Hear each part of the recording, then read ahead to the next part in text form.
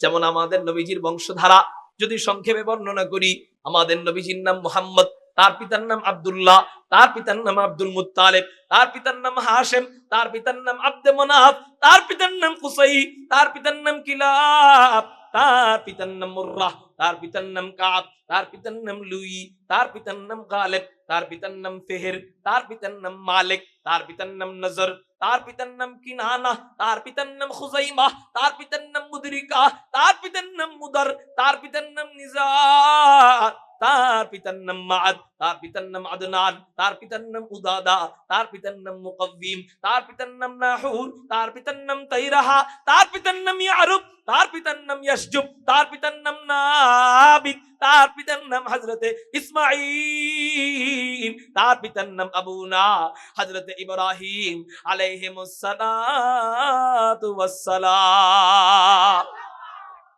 সংক্ষিপ্ত বললাম।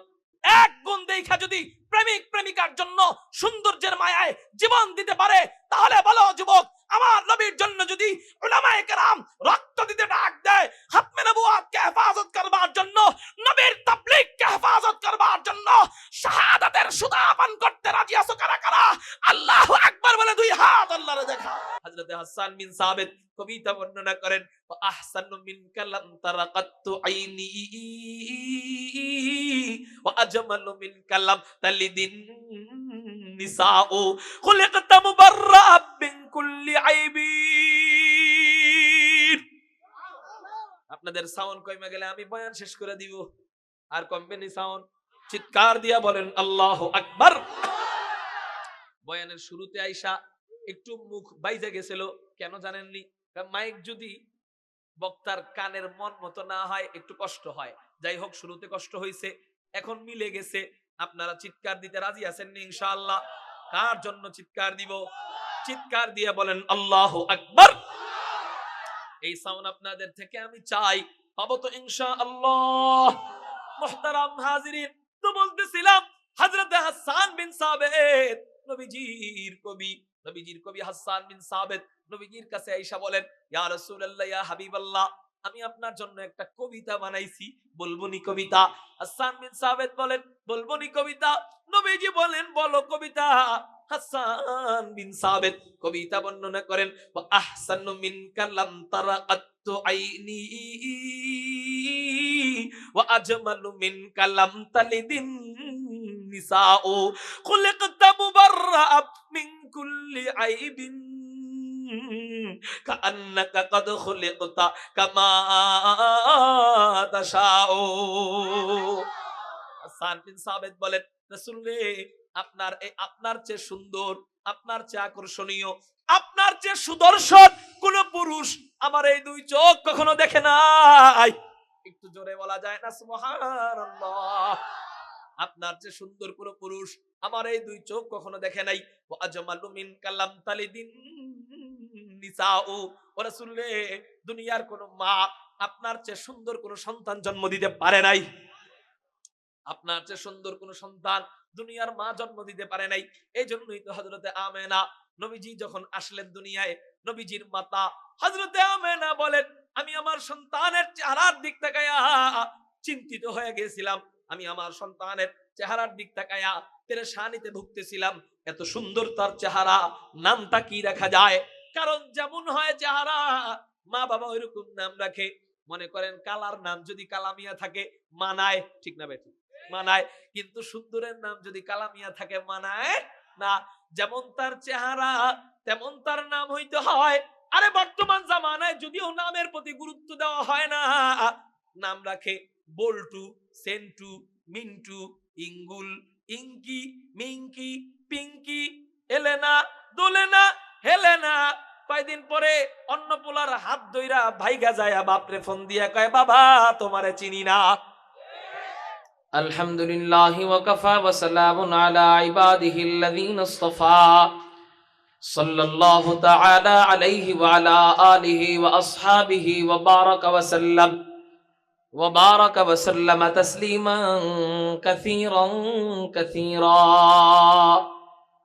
খুসুসান আলা সাইয়্যিদিল মুত্তাকিন ওয়াল আবরার সাহিবিন নবী ফিল গারি ওয়াল মাজার আফজালিস সাহাবাতি বিত্তাহকীক খলিফাতিন নবিয়্যি বিলা ফাসলিন ইমামিনা আবি বকরিনিস সিদ্দিক ওয়া আলান নাতিকি বিস সাওয়াব ওয়াল আদিলি বিল কিতাব ইমামিনা বিল হক্কি উমর ইবনুল খাত্তাব وعلى صاحب الحياء وناشر القرآن الشهيد المظلوم حين تلاوة الفرقان إمامنا عثمان بن عفان وعلى صاحب السيف والقضاء وناشر العلم والهدى أسد الله الغالب إمامنا علي بن أبي طالب رضي الله تعالى عنهم أجمعين أما بعد فأعوذ بالله من الشيطان الرجيم بسم الله الرحمن الرحيم قل إن كنتم تحبون الله فاتبعوني يحببكم الله ويغفر لكم ذنوبكم والله غفور رحيم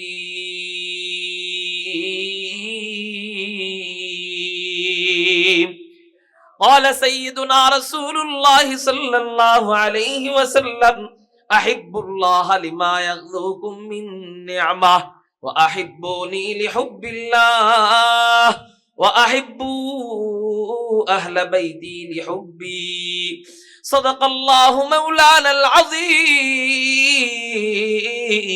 وصدق رسوله النبي الأمي الكريم ونحن على ذلك لمن الشاهدين والشاكرين والذاكرين والحمد لله رب العالمين الله جل جلاله وعم نواله الدرباره লাখ কোটি শুকরিয়া আদায় করি যে মহান রব্বে করিম আমাদেরকে সিলেট চালিবন্দর হুসাইনিয়া মাদানিয়া মাদ্রাসার উদ্যোগে আয়োজিত 10ম বার্ষিক ইসলামী মহাসম্মেলনে রব্বে কায়নাত রব্বে করিম আমাদেরকে আসার বসার তৌফিক দান করেছেন। সেই জন্য সবাই অন্তরের অন্তঃস্থল থেকে শুকরিয়া আদায় করি। আকাশ পাতাল প্রকম্পিত করে উচ্চ কণ্ঠে চিৎকার দিয়ে বলি আলহামদুলিল্লাহ। মোহতারাম হাজিরিন, আমার আজকে মাহফিল ছিল, এই টাইমে বয়ান করার কথা ছিল আপনার হবিগঞ্জ বাহুবলে মাদানিয়া মাদ্রাসা, বিশ্বনাথ মাদানিয়া মাদ্রাসা ইশারের পরে বয়ান ছিল। বয়ান শেষ করে ওখানে রওনা হয়েছি। রওনা হওয়ার আগের কাহিনীটা একটু আমি বলি। এই মাহফিল আমি রাখবো না, ফাইনাল জানাই দিছি, ভাই আমি আসতে পারবো না, আমি রাখবো না, আমার নাম দিন না। মুহতামিম সাহেব মাওলানা হুসাইন আহমদ ভাই না এমন মোহাব্বতই করেন, মোহাব্বত যদি আল্লাহর জন্য হয় এমন ভাবেই কবুল হয়। হুজুর আপনি আসবেন কি আসবেন না আমি জানি না, আননের কাম আল্লাহর, আমি নাম দিয়ে দিলাম। আননের কাম আল্লাহর, আমি নাম দিয়ে দিলাম। আমি কই ভাই নাম দিতে পারেন, কিন্তু না আসলে তো আপনারও বদনাম, কইব দাওয়াত দেয় নাই, মিথ্যা মাত্রে নাম দিছে, আবার আমারও বদনাম, কইব দাওয়াত নিয়ে আসে নাই, ঠিক না? কি আর করার। আচ্ছা রাত 2টা বাজে আসলে হবে নি? হা হুজুর হবে, তাও হবে। আপনি আইসা শুধু মাইকে ফু দিবেন। কি দিবেন? ফু দিবেন। আমি কই ভালোবাসার পাওয়ার দেখছো। যাই হোক, পরে অবশেষে এখন ইশারের নামাজ পড়ার পর বয়ান করছি মাদানিয়া মাদ্রাসায় বিশ্বনাথ। ওটাও মাদানিয়া, এটাও মাদানিয়া। বয়ান করে রওনা দিব ওই হবিগঞ্জ 7 দিন ব্যাপী যে তাফসীর মাহফিল, ওখানে। তখন ওনারা বলতেছে হুজুর আমাদের এখানের অবস্থা একটু একটা ঝামেলা হয়েছে, আয়শা মাহফিল ধরতে পারবেন না, আপাতত আজকের মতো শেষ করে দিচ্ছি। 7 দিন তাফসীর হবে, আপনি আমাদেরকে যে কোনো একদিন পরবর্তীতে সময় দিয়েন, মাগরিবের পর হোক আসরের পর হোক। আমি কই তাহলে ঠিক আছে দিবনে। তাহলে এখন যাবো কোনটায়? শেষে বন্টন হয়ে গেল, এটাই আসবে। তাকদীরের ফয়সালা কার? যেখানে আসার কথা 2টায়, সেখানে সে যখন চাইছে টাইম মতোই আসছি, আলহামদুলিল্লাহ। না আপনারা আমি আসাতে খুশি না বেজার? যদি বেজার হন তো বেজার, যদি খুশি হন বাহিরে যারা আছেন আমি অনুরোধ করব মেহেরবানি করে মাহফিল মঞ্চে চলে আসেন।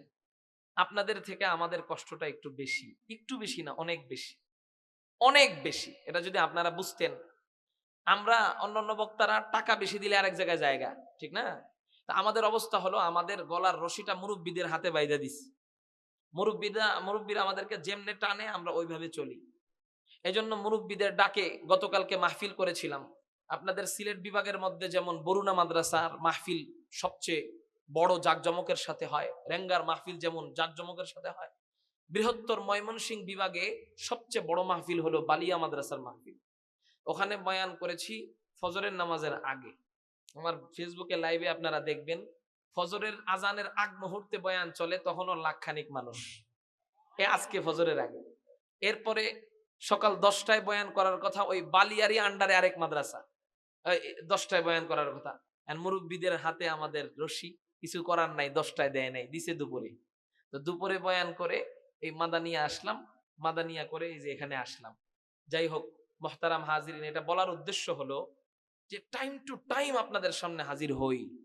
আপনাদের থেকে যদি একটু ভালোবাসা না পাই, তাহলে দিলে একটা ব্যথা থাকে, কাদের জন্য হাজির হলাম। এই জন্য আমি দেখতেছি আমার অনেক কলিজার টুকরা ভাইরা পিছনে ওই যে দাঁড়ায় আছে, আমি আপনাদেরকে অনুরোধ করব, একটা কথা যদি কাজে লাইগা যায়, একটা কথা যদি কবুল হয়ে যায়, কোন কারণে হেদায়েত হবে বলা যাবে? একটা কথা যদি দিলে লাইগা যায়, হেদায়েত হওয়ার জন্য যথেষ্ট, কি বলেন? এজন্য বাহিরে যারা আছি আমরা সকলে চলে আসি। আলোচনা লম্বা করব না, আমি আয়াতের ভিতরে ঢুকে যাই। আমি একটা আয়াত তেলাওয়াত করেছি। আল্লাহ পাক রব্বুল আলামিন বলেন, আউযু বিল্লাহি মিনাশ শাইতানির রাজীম। লাগবে না। আমার বয়ানের সময় কোনো প্রকার খাওয়া দাওয়া দিয়েন না, কাউকে দিয়েন না। বিসমিল্লাহির রহমানির রহিম। قل إن كنتم تحبون الله فاتبعوني يحببكم الله ويغفر لكم ذنوبكم والله غفور رحيم।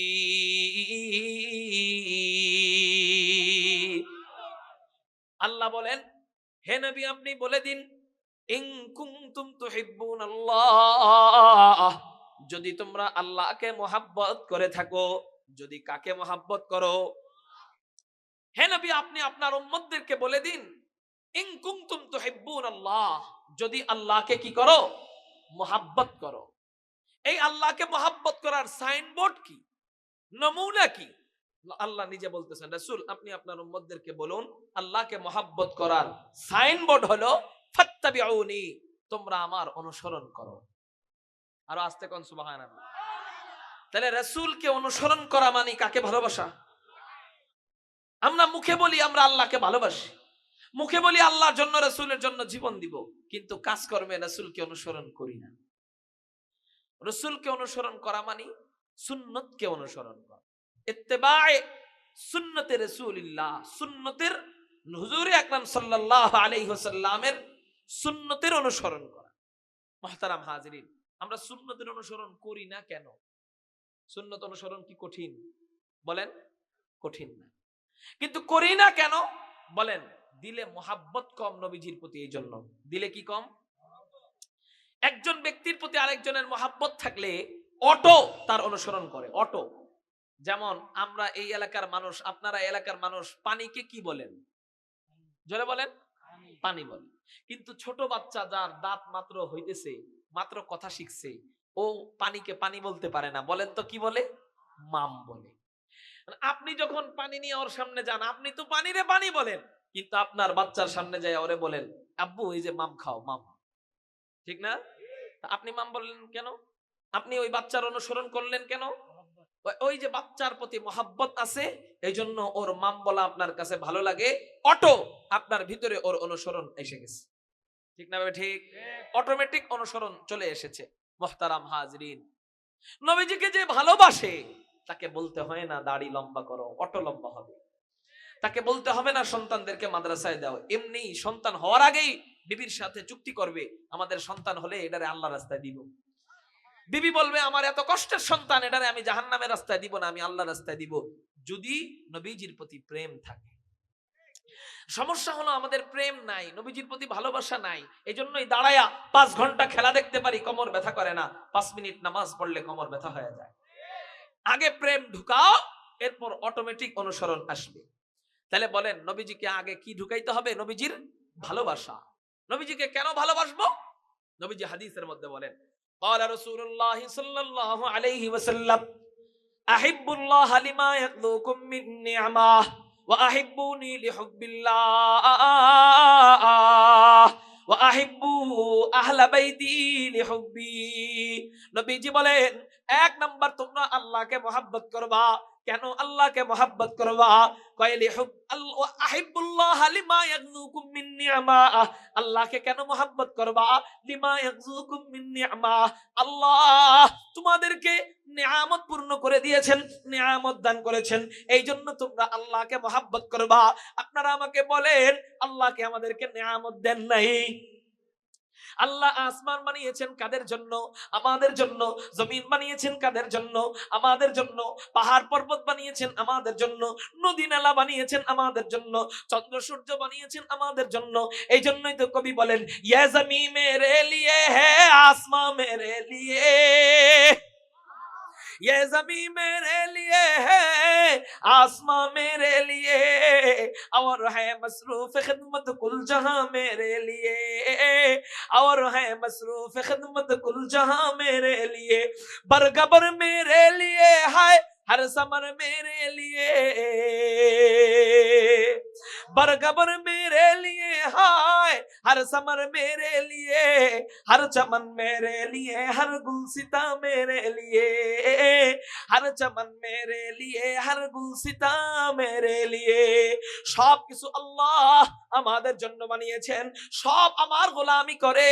এবার বলেন না, আমার 3.5 হাত বডিটা আল্লাহ কার গোলামির জন্য বানিয়েছে?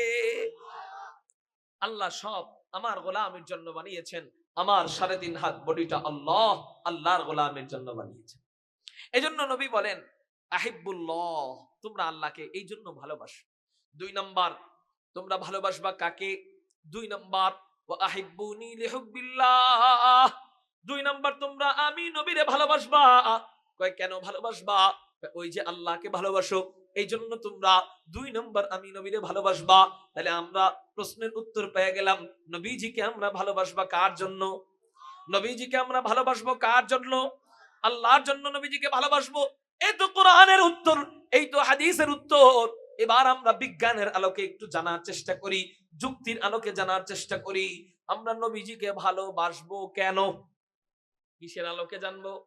যুক্তির আলোকে জানবো, বিজ্ঞানের আলোকে জানবো যে নবীজিকে আমরা ভালোবাসবো কেন, নবীজিকে ভালোবাসার কারণ কি।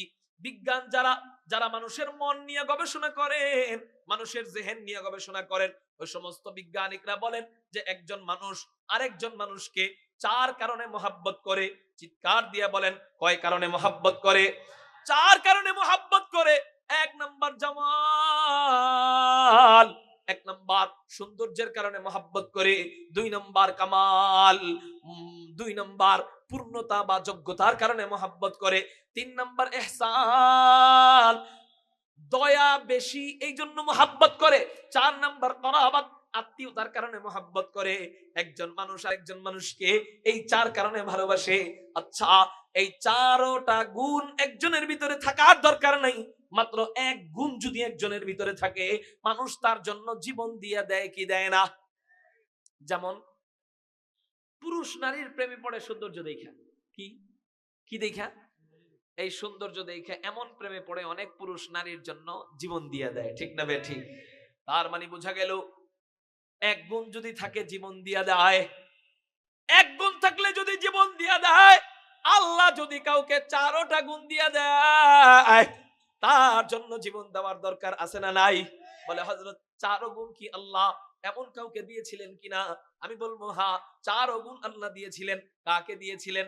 কে ওই ব্যক্তি যার ভিতরে আল্লাহ 4 গুণ দিয়ে দিয়েছিলেন? তিনি হলেন হাদিকুল ফখরে রাসূল, ইমামুল আম্বিয়া, সাইয়্যিদুল আম্বিয়া, সাইয়্যিদুল খালায়েক, আহমদ মুজতাবা, মুহাম্মাদুর রাসূলুল্লাহ সাল্লাল্লাহু আলাইহি ওয়াসাল্লামকে আল্লাহ এই 4 গুণ দিয়ে দিয়েছিলেন।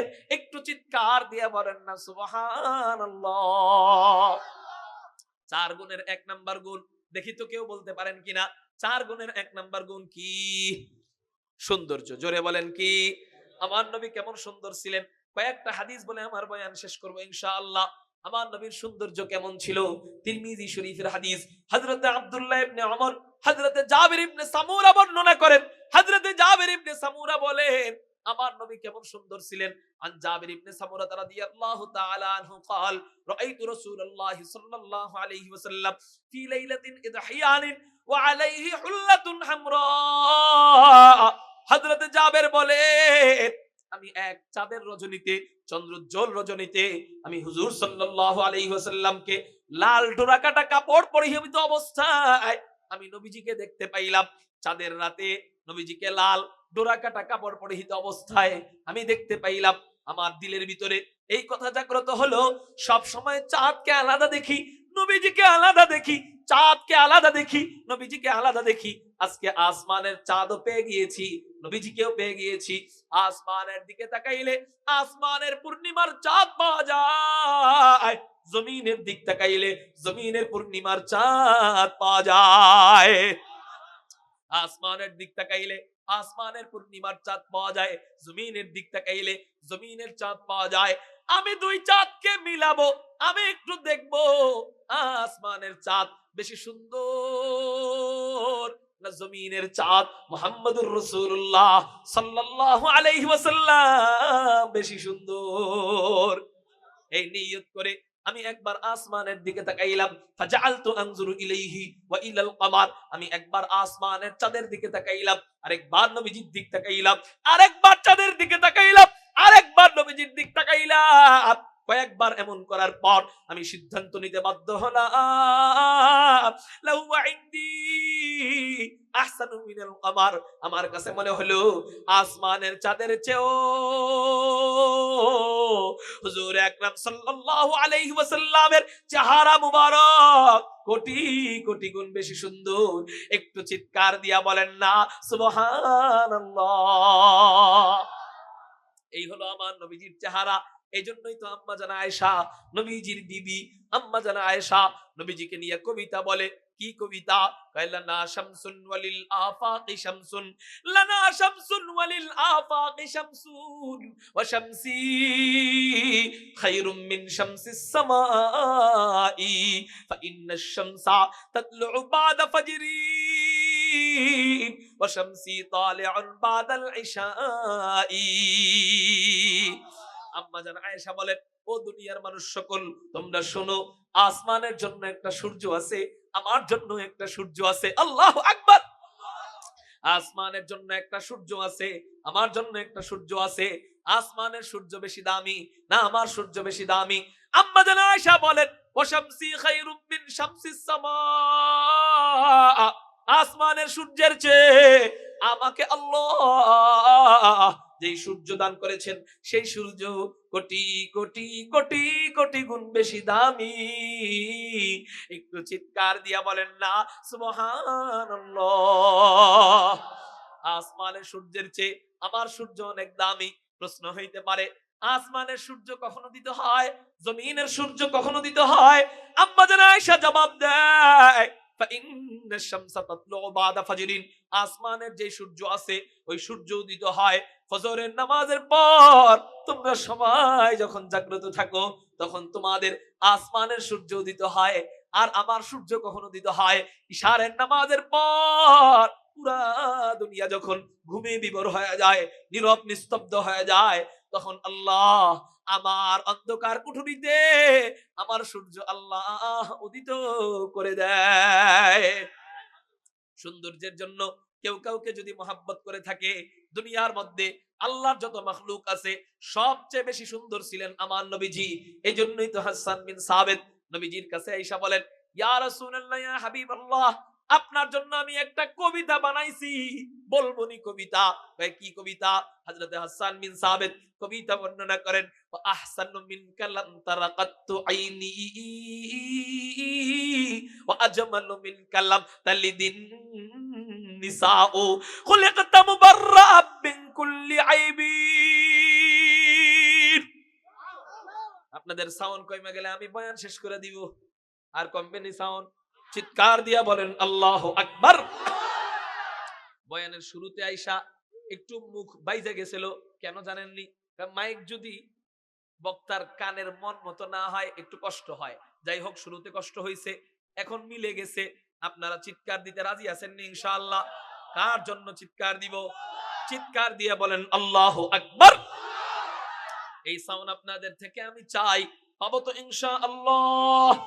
মুহতারাম হাজিরিন, তো বলতেছিলাম হযরত হাসান বিন সাবিত নবীজির কবি হাসান বিন সাবিত নবীজির কাছে আয়েশা বলেন, ইয়া রাসূলুল্লাহ, ইয়া হাবিবাল্লাহ, আমি আপনার জন্য একটা কবিতা বানাইছি, বলবনি কবিতা?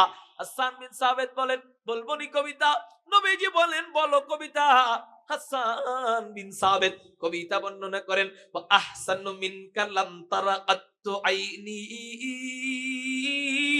ওয়া আজমালু মিনকা লাম তালিদিন নিসাউ খুলিকতা মুবাররাআ মিন কুল্লি আইবিন কাআন্নাকা কাদ খুলিকতা কামা তাশাউ। হাসান বিন সাবিত বলেন, রাসূলুল্লাহ, আপনার চেয়ে সুন্দর, আপনার চেয়ে আকর্ষণীয়, আপনার চেয়ে সুদর্শন কোন পুরুষ আমার এই দুই চোখ কখনো দেখে নাই। একটু জোরে বলা যায় না সুবহানাল্লাহ? আপনার চেয়ে সুন্দর কোন পুরুষ আমার এই দুই চোখ কখনো দেখে নাই। ওয়া আজমালু মিনকা লাম তালিদিন নিসাউ। ও রাসূলুল্লাহ, দুনিয়ার কোন মা আপনার চেয়ে সুন্দর কোন সন্তান জন্ম দিতে পারে নাই। আপনার চেয়ে সুন্দর কোন সন্তান দুনিয়ার মা জন্ম দিতে পারে নাই। এই জন্যই তো হযরতে আমেনা নবীজি যখন আসলেন দুনিয়ায়, নবীজির মাতা হযরতে আমেনা বলেন, আমি আমার সন্তানের চেহারার দিক তাকায়া চিন্তিত হয়ে গেছিলাম। আমি আমার সন্তানের চেহারার দিক তাকায়া পেরেশানিতে ভুগতেছিলাম। এত সুন্দর তার চেহারা, নামটা কি রাখা যায়? কারণ যেমন হয় চেহারা, মা বাবা ওইরকম নাম রাখে। মনে করেন কালার নাম যদি কালামিয়া থাকে মানায়, ঠিক না বেঠিক? মানায়। কিন্তু সুন্দরের নাম যদি কালামিয়া থাকে মানায় না। যেমন তার চেহারা তেমন তার নাম হইতে হয়। আরে বর্তমান জামানায় যদিও নামের প্রতি গুরুত্ব দেওয়া হয় না, নাম রাখে বল্টু, সেন্টু, মিন্টু, ইঙ্গুল, ইঙ্কি, মিঙ্কি, পিঙ্কি, এলেনা, দোলেনা, হেলেনা। কয়দিন পরে অন্য পোলার হাত ধইরা ভাইগা যায়, বাপরে ফোন দিয়া কয়, বাবা তোমারে চিনি না। নামের প্রভাব পড়ে, নামের প্রভাব। যেমন সুন্দর নাম রাখবেন ওইরকম সুন্দর তার জীবন হবে। আব্দুল্লাহ আল্লাহর প্রিয় নাম, আব্দুর রহমান আল্লাহর প্রিয় নাম। এই জন্য দেখা যায় আব্দুর রহমান যারা নাম রাখে বেশিরভাগ ক্ষেত্রেই তাদের সন্তানরা সত্যিকারের আদর্শবান সন্তান হয়, মা বাবার সাথে বেয়াদবি করে না। আব্দুর রহমান নামে কেউ আছেন কিনা হাত উঠান তো দেখি। একজনও নাই। আব্দুল্লাহ নামে কেউ আছেন কিনা হাত উঠান তো দেখি। হ্যাঁ, একজন পাওয়া গেছে, একজন পাওয়া গেছে। আমি আব্দুল্লাহ আব্দুর রহমান নামে আজ পর্যন্ত এমন কাউকে পাই নাই। আছে, আমি নাই এটা বলি না, কিন্তু এমন কাউকে আমি পাই নাই যে মাথায় টুপি নেই। মাথায় কি নেই? টুপি নেই। এবং এমনকি মুখে দাড়ি নাই এটাও পাই না। আপনার মুখে দাড়ি কি আসেনি? আছে?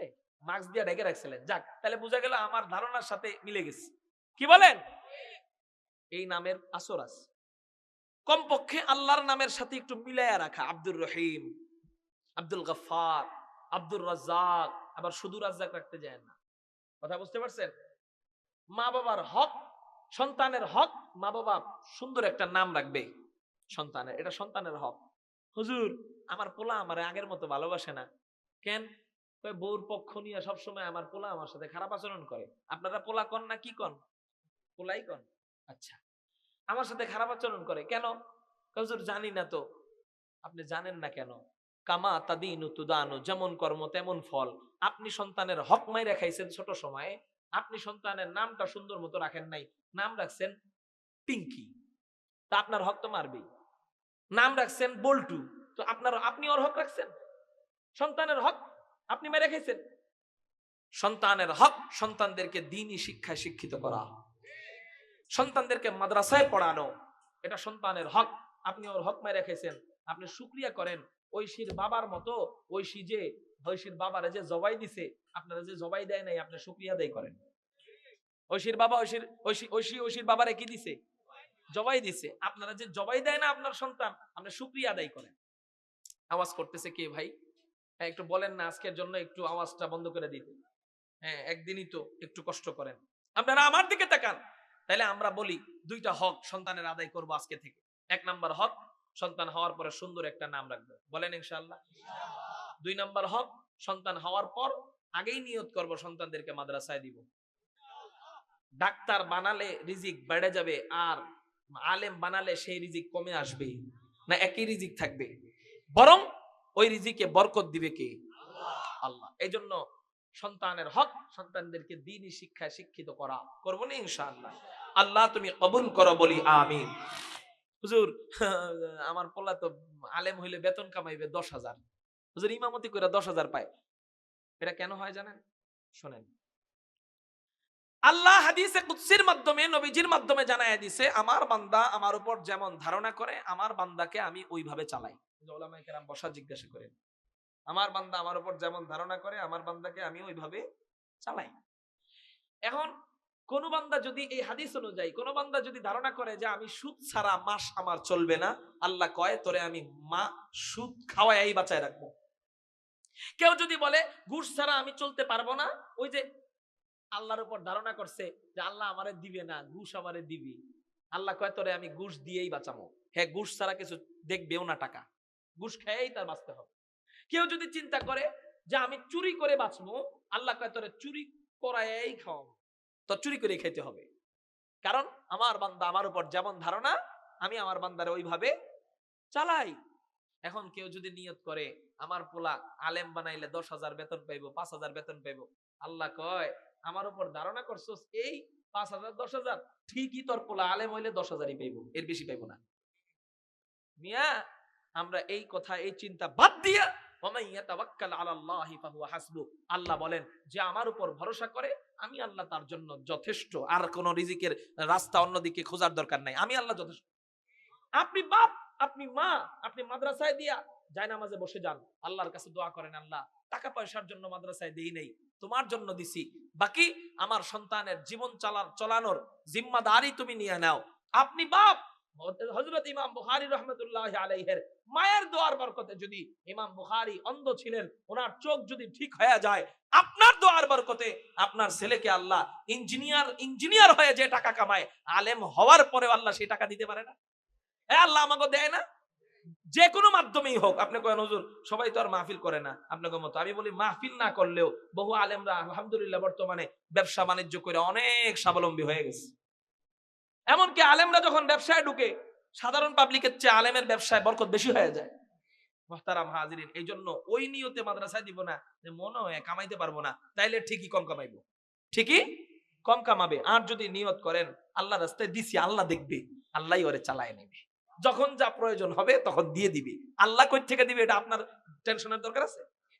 এই জন্য একটা মাঝখানে ওয়াদা দিয়েই দেন, আমরা আমাদের ছেলে আমাদের মেয়েদেরকে, নাকি আপনারা পুরি করেন? ফুড়ি মেয়ে, আচ্ছা, আমাদের মেয়ে আমাদের সন্তান আমাদের নাতি নাতকুরদেরকে আমরা মাদ্রাসায় ভর্তি করাবো, কারণ ওরা আমাদের ব্যাপারে হাসরের ময়দানে সুপারিশ করতে পারবে। হাফেজ হলে সুপারিশ করবে, আলেম হলে সুপারিশ করবে। ইউশাফাউ ইয়াউমাল কিয়ামাতি সালাসাতুন, আল আম্বিয়া সুম্মাল উলামা সুম্মাশ শুহাদা। আলেমগণ সুপারিশ করবে, হাফেজগণ সুপারিশ করবে, নবীজি জানায়া গেছে।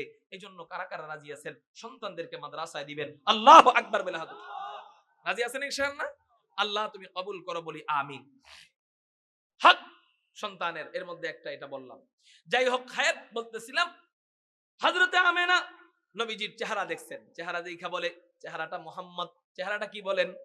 মুহাম্মদ। এত সুন্দর চেহারা, নাম কি রাখবো? কারণ যেই দিকে তাকাই ওই দিকটা তার মুহাম্মদ। ওই নাম অর্থে মুহাম্মদ নয়, গুণ অর্থে মুহাম্মদ। মুহাম্মদ শব্দের অর্থ হলো প্রশংসিত। অর্থ কি বলেন? প্রশংসিত। হযরতে আমেনা বলেন আমি আমার শিশুর যে দিকে তাকাই ওই দিকটাই প্রশংসিত। গালের দিক তাকাই, গালটা মুহাম্মদ। থুতনির দিক তাকাই, থুতনিটা মুহাম্মদ। ঠোঁটের দিক তাকাই, ঠোঁটটা মুহাম্মদ। হাসির দিক তাকাই, হাসিটা মুহাম্মদ। নাকের দিক তাকাই, নাকটা মুহাম্মদ। চোখের দিক তাকাই, চোখটা মুহাম্মদ। ভুরুর দিক তাকাই, ভুরুটা মুহাম্মদ। চাহুনির দিক তাকাই, চাহুনিটাও মুহাম্মদ। কপালের দিক তাকাই, কপালটাও মুহাম্মদ। মাথার দিক তাকাই, মাথাটাও মুহাম্মদ। চুলের দিক তাকাই, চুলটা মুহাম্মদ। কাঁধের দিক তাকাই, কাঁধটা মোহাম্মদ, গলার দিক তাকাই, গলাটাও মোহাম্মদ, সিনার দিক তাকাই, সিনাটা মোহাম্মদ, হাত পায়ের দিক তাকাই, হাত পাটাও মোহাম্মদ। আমেনা বলেন আল্লাহ, এমন কি শিশু দান করলা যেই শিশুর আপাদমস্তক মোহাম্মদ, মাথার চুল থেকে নিয়া পায়ের গোড়ালি পর্যন্ত সবকিছু মোহাম্মদ। আল্লাহ পাক রব্বুল আলামিন কে আমেনা বলেন আল্লাহ, এই শিশুর নাম আমি কি রাখতে পারি? যে নামই ওর সামনে আনি ওই নামই বেমানান, মিলে না। আল্লাহ পাক রব্বুল আলামিন হযরতে আমেনার অন্তরে ঢাইলা দিলেন, ও আমেনা রে, যেই শিশুর নাম, যেই শিশুর সবকিছু মুহাম্মদ, সেই শিশুর নাম আর মুহাম্মদ বাদে রাখবা কেন? ওর নামটাও রাইখা দাও মুহাম্মদ। এত সুন্দর একটা নাম আল্লাহ রেখেছেন, পুরা দুনিয়ায় এমন সুন্দর নাম তো দূরে থাক, নবীজির বংশের ভিতরেও এত সুন্দর নাম আল্লাহ কাউকে দেন নাই। যেমন আমাদের নবীজির বংশধারা যদি সংক্ষেপে বর্ণনা করি, আমাদের নবীজির নাম মুহাম্মদ, তার পিতার নাম আব্দুল্লাহ, তার পিতার নাম আব্দুল মুত্তালিব, তার পিতার নাম হাশেম, তার পিতার নাম আব্দে মনাফ, তার পিতার নাম কুসাই, তার পিতার নাম কিলাব, তার পিতার নাম মুররাহ, তার পিতার নাম কাব, তার পিতার নাম লুই, তার পিতার নাম গালেব, তার পিতার নাম ফেহের, তার পিতার নাম মালিক, তার পিতার নাম নজর, তার পিতার নাম কিনানা, তার পিতার নাম খুজাইমা, তার পিতার নাম মুদরিকা, তার পিতার নাম মুদার, তার পিতার নাম নিজার, তার পিতার নাম মাআদ, তার পিতার নাম আদনান, তার পিতার নাম উদাদা, তার পিতার নাম মুকাব্বিম, তার পিতার নাম নাহুর, তার পিতার নাম তাইরাহা, তার পিতার নাম ইয়ারুব, তার পিতার নাম ইয়াসজুব, তার পিতার নাম নাবিদ, তার পিতার নাম হযরতে ইসমাঈল, তার পিতার নাম আবুনা হযরতে ইব্রাহিম আলাইহিমুস সালাতু ওয়াস সালাম। সংক্ষিপ্ত বললাম, এই সবগুলা নাম খেয়াল করবেন, নবীজির নামের সাথে কোনো মিল নাই। এত সুন্দর নাম আল্লাহ নবীজি দিয়েছেন, নামেরও ভুল কেউ ধরতে পারতো না, নবীজির চেহারার ভুলও কেউ ধরতে পারতো না। এজন্যই হযরতে হাসান কবিতা বলেন, আজমালু মিন কালাম তালিদিন নিসাউ, রাসূলের কোন মা আপনার চেয়ে সুন্দর সন্তান জন্ম দিতে পারে নাই। খুলিকতা মুবাররাআম মিন কুল্লি আইবিন, রাসূল আপনি সৃজিত হয়েছেন নিখুঁত। আল্লাহু আকবার। আপনাকে আল্লাহ বানিয়েছেন একেবারে নিখুঁত। আরে চাঁদেরও তো খুঁত আছে, চাঁদের কি আছে বলেন? চাঁদের খুঁত কোথায়? চাঁদ দেখতে হলুদ দেখা যায়, কিন্তু মাঝখানে কেমন যেন এলোমেলো দাগ আছে। চাঁদেরও তো খুঁত আছে, কিন্তু মুহাম্মাদুর রাসূলুল্লাহ সাল্লাল্লাহু আলাইহি ওয়াসাল্লামের এমন চেহারা আল্লাহ দিয়েছেন, এই চেহারায় কোনো খুঁত নাই। আমাদের দাঁতের মাঝখানে অনেকের ফাঁকা আছে না একটু? এই যে আমার দাঁতে একটু ফাঁকা আছে, কিন্তু আমি যদি হাসি দিই আমার দাঁতের মাঝখানে অন্ধকার দেখা যায়, কালো দেখা যায়। কিন্তু সময় তিরমিজির মধ্যে পাওয়া যায় আমার নবীজির দাঁতের মাঝখানেও ফাঁকা ছিল। নবীজি যখন হাসি দিতেন দূর থেকে দেখা মনে হইতো দাঁতের ফাঁকা দিয়া, দাঁতের ফিনকি দিয়া নূরের তাজাল্লি জর্জর করে পড়তেছে। এমন হলো আমার নবীজির চেহারা।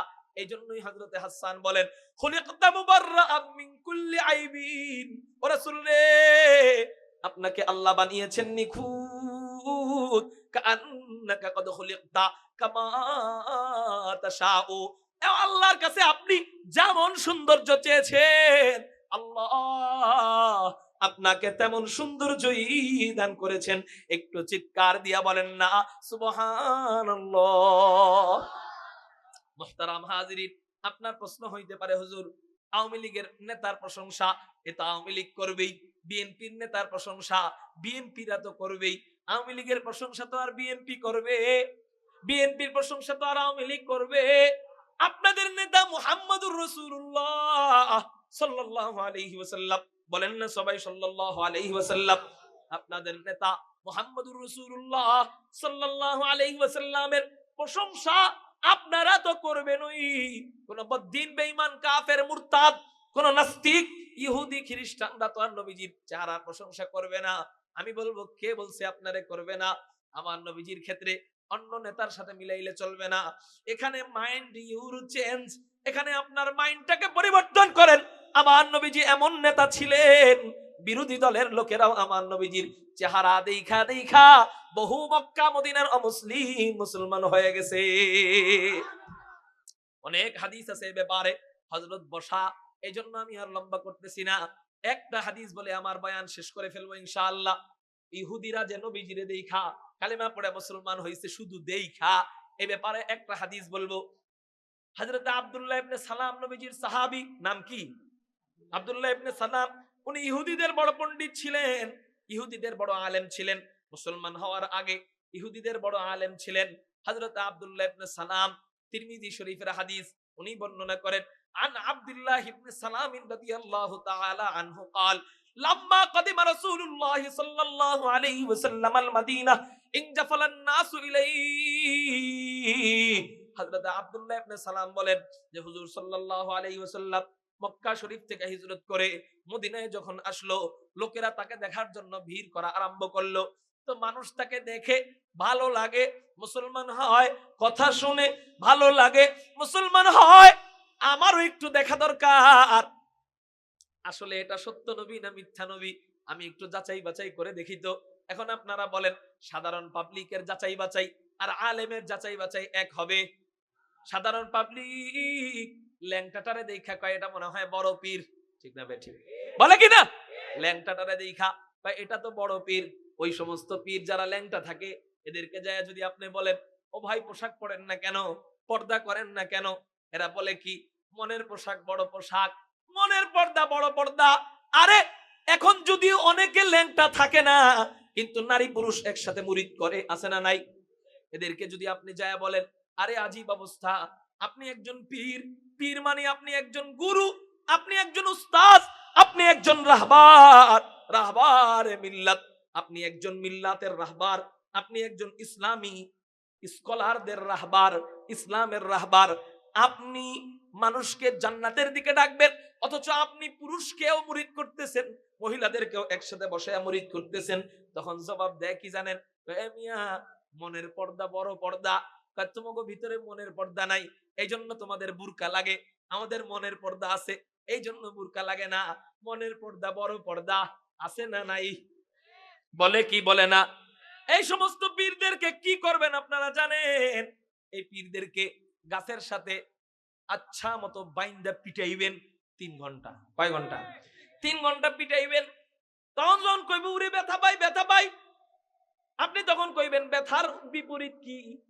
ব্যথার বিপরীত কি? শান্তি। ব্যথার বিপরীত কি? আপনি কইবেন তো ব্যথা না পাইতে চাস না কি পাইতে চাস? ও কইব শান্তি পাইতে চাই। আপনি কইবেন মনের শান্তি বড় শান্তি, পিটাইবেন, ইচ্ছা মতো গসাইবেন, আর কইবেন মনের শান্তি বড় শান্তি, তখন ওদের শিক্ষা হবে।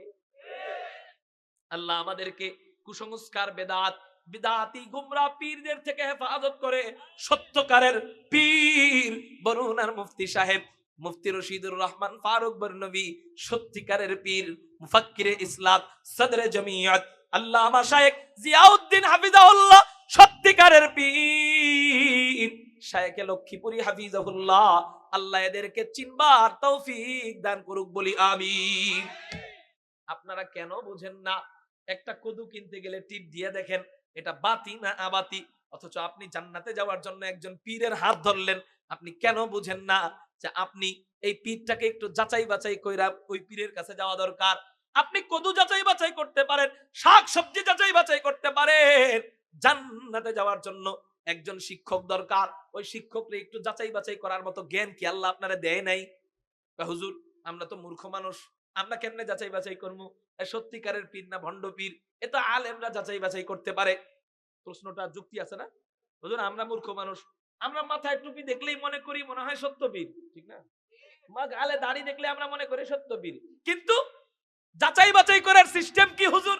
আমরা তো পারবো না, আমরা তো মূর্খ, আমরা তো জেনারেল শিক্ষিত, আমরা তো জানি না সে ভালো না খারাপ, অতএব যাচাই বাছাই করবো কেমনে? আজকে শিখায় দিবনি আপনাদেরকে, দিব। যাচাই বাছাই করার একটা মাত্র মাপকাঠি, একটা, কয়টা? একটা মাত্র মাপকাঠি, যেই মাপকাঠি আল্লাহ বলতেছেন, যেই মাপকাঠি নবীজিও বলতেছেন, সেটা কি? ওই মাপকাঠি হলো ইত্তেবায়ে সুন্নাত। কি? আল্লাহ বলতেছেন কোরআনে, তোরা যদি আমাকে ভালোবাসোস আমার রাসূলের সুন্নতের অনুসরণ করবি। আর নবীজি বলতেছেন মান আহাব্বা সুন্নতি ফাকাদ আহাব্বানি, যে আমার সুন্নতকে ভালোবাসে সে আমাকেই ভালোবাসলো। তার মানে আল্লাহকে ভালোবাসার রাস্তা কোনটা? আল্লাহকে ভালোবাসার রাস্তার নাম সুন্নত। জোরে বলেন কি? নবীজিকে ভালোবাসার রাস্তার নামও। তাহলে বোঝা গেল একজন ব্যক্তি ভালো না খারাপ এটার মাপকাঠি সুন্নত। কি? আর সুন্নতের বিপরীত বিদআত। বলেন সুন্নতের বিপরীত, সুন্নতের বিপরীত বিদআত। এই পীরের কাছে আমি বায়াত হব আল্লাহকে পাওয়ার জন্য। যেহেতু আল্লাহকে পাওয়ার জন্য একজন গুরু দরকার, একজন শিক্ষক দরকার, এজন্য আমি তার কাছে বায়াত হব। আমার আত্মার চিকিৎসার জন্য একজন ডাক্তার দরকার, আমি তার কাছে চিকিৎসা নিব।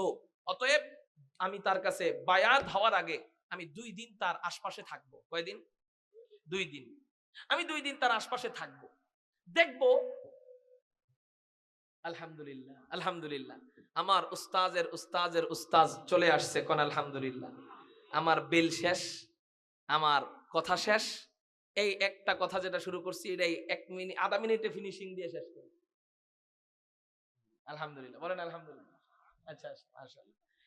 খেয়াল করেন, আমি একজন পীর মুরিদ হওয়ার আগে কমপক্ষে কয়দিন ওনার আশপাশে থাকবো? 2 দিন। ফজরের সময় ঘুম থেকে জায়গা থেকে নিয়ে রাত্রে ঘুমানো পর্যন্ত প্রত্যেকটা কাজ রাসূলের সুন্নত মোতাবেক করে কিনা। এই আপনি কি কি কাজে কি সুন্নত এটা জানেন না? দুনিয়ার কি কাজে কি সুন্নত এটা জানেন না? মসজিদে ঢোকার শুরুতে সুন্নত জানেন না? মসজিদ থেকে বের হওয়ার সুন্নত জানেন না? টয়লেটে ঢোকার সুন্নত জানেন না? টয়লেট থেকে বের হওয়ার সুন্নত জানেন না? খাওয়ার সুন্নত জানেন না? কথা বলতে গেলে কিভাবে কথা বলতে হয়, ওয়াকুলু কাওলান সাদীদা ওয়াকুলু কাওলাম মারুফা, উত্তম ভাবে কথা বলতে হয়, ধমক দিয়া দিয়া কথা বলতে হয় না, গালি দিয়া দিয়ে কথা বলতে হয় না। এই সুন্নতগুলো আপনাদের জানা আছে না? হাঁটার সুন্নত কিভাবে, বাম পাশে হাঁটবো না ডান পাশে হাঁটবো, চোখ উপরের দিকে দিয়ে হাঁটবো না নিচের দিক দিয়ে হাঁটবো, এই সমস্ত সুন্নত আমাদের জানা আছে না?